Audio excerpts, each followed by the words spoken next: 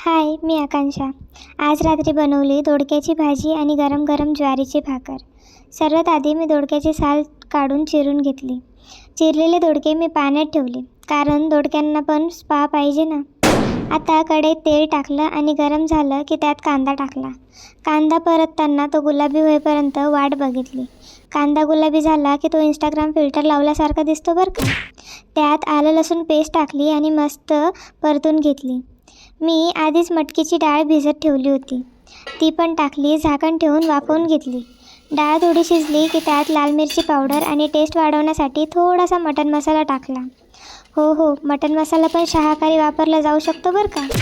मग मुख्य हिरोची वेळ आली, ते म्हणजे दोडके. थोडं पाणी टाकून झाकण ठेवलं आणि 10 मिनटं शिजून दिलं. एवढ्यातच मी बाजूला ज्वारीची भाकर करायला घेतली. गरम गरम गोल गोल, अगदी मखमली. थोडी वाकडी झाली तरी चालते हो, शेवटी पोटातच जाणार आहे. आणि बस, आज रात्रीचा मेन्यू गरम गरम दोडक्याची भाजी आणि ज्वारीची भाकर.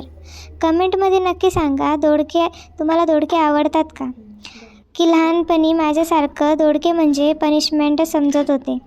चलो बाय.